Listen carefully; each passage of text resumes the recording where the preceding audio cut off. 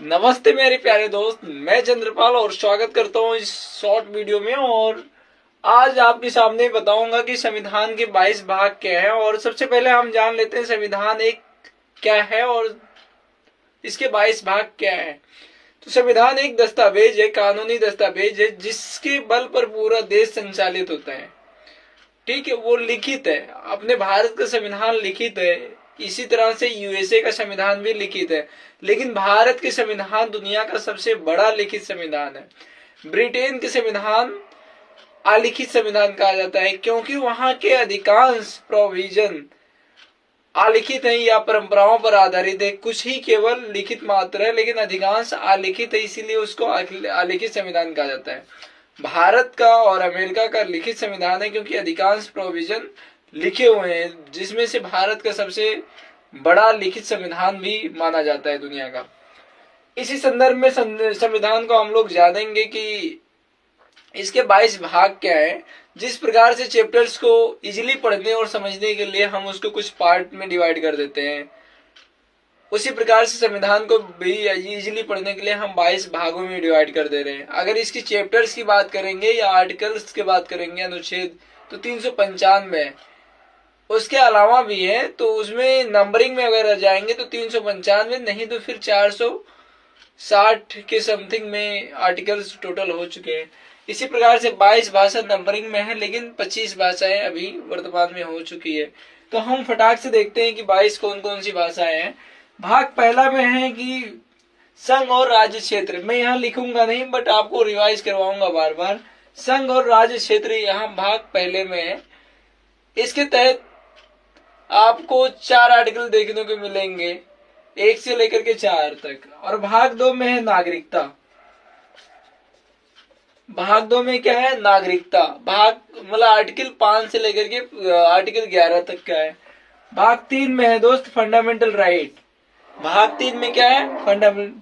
संघ और राज्य क्षेत्र, नागरिकता और फंडामेंटल राइट, ये 12 से 35 तक के में है। और डीपीएसपी भाग 4 में क्या है? डीपीएसपी, ये आर्टिकल, अगर हम आर्टिकल की बात करें तो ये 36 से चालू होकर के फिर 51 तक का जाता है। और भाग 4A में क्या है? फंडामेंटल ड्यूटीज के बारे में। पहले क्या हो गया? यहां तक तो सभी को पता होता है, संघ और राज्य क्षेत्र, नागरिकता और फंडामेंटल राइट, डीपीएसपी और फंडामेंटल ड्यूटीज। लेकिन भाग 5 से दिक्कत आता है। भाग 5 में है संघ सरकार के बारे में जिक्र है कि संघ सरकार कैसे चलेगी, कैसे संचालन होगा। भाग 6 में है राज्य सरकार के बारे में बात किया गया कि राज्य सरकार कैसे बनेंगे और कैसे उसका संचालन होगा। उसमें कुछ आर्टिकल्स दिए गए हैं, उन आर्टिकल्स में राज्य सरकार के बारे में और ज्यादा डेप्थ में बताया गया है। भाग 7 को दोस्त पहले इसमें संपत्ति का अधिकार था, परंतु अभी निष्कासित कर दिया गया है।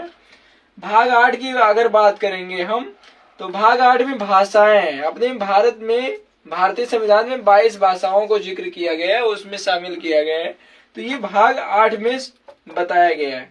भाग 9 में हम सभी जानते हैं कि एक ग्रामीण स्तर पर स्थानीय सरकार की बात की गई है, एक शहरी स्तर पर स्थानीय सरकार की बात की गई है। तो जो भाग 9 में है उसमें पंचायतों की बात की गई है, पंचायतों की, ग्रामीण स्तर पर पंचायतों की बात की गई है। और जो भाग 9A है, इसमें शहरी स्तर पर नगर निगम की बात की गई है, नगर निगम की बात की गई है, नगर पंचायत की बात की गई है।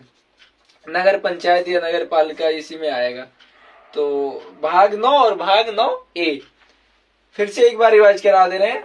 संघ और राज्य क्षेत्र, नागरिकता, भाग 3 में फंडामेंटल राइट, भाग 4 में डीपीएसपी, भाग 4A में फंडामेंटल ड्यूटीज, भाग 5 में संघ और भाग 6 में राज्य, और भाग 7 को निष्कासित कर दिया गया। भाग 8 में भाषाएं हैं, भाग 9 में पंचायती राज व्यवस्था है और भाग 9A में नगर पालिका है।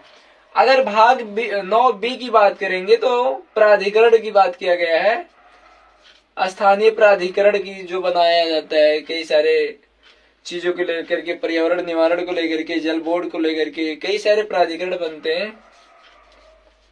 तो ये प्राधिकरण भाग 9 बी में बताया। भाग 10 में यूटीज के बारे में, यूटीज प्रदेश के बारे में, जिस प्रकार से यहाँ राज्य संघ प्रदेश है और राज्य प्रदेश है भाग 5 और 6 में, इसी प्रकार से भाग 10 में यूटीज और प्रदेश के बारे में। भाग अगर हम 11 की बात करेंगे तो संघ राज्य के बीच में संबंध कैसा रहेगा, ये भाग 11 में है। भाग 12 में वित्त के बारे में है, वित्त और संपत्ति राज्य कैसे घटना करेगी। भाग 13 में व्यापार कैसे करेगी सरकारें, और भाग 14 में एसटी और एससी क्षेत्र के बारे में। भाग 14A में न्यायाधिकरण के बारे में है। भाग 15 में निर्वाचन कैसे देश में होगा उसके बारे में। भाग 16 में कुछ विशेष राज्यों के लिए प्रावधान है। भाग 17 में राजभाषा देश और राज्यों की भाषाएं कैसे होगी। भाग 18 में आपातकालीन उपबंध है। भाग 19 को निष्कासित कर दिया गया। भाग 20 को संशोधन है भाग 20 में, और भाग 21 में अस्थायी और संक्रमणकालीन कुछ प्रावधान है, और भाग 22 में इस प्रकार आपके 22 भाग कंप्लीट होते हैं। फिर मिलते हैं नए वीडियो में।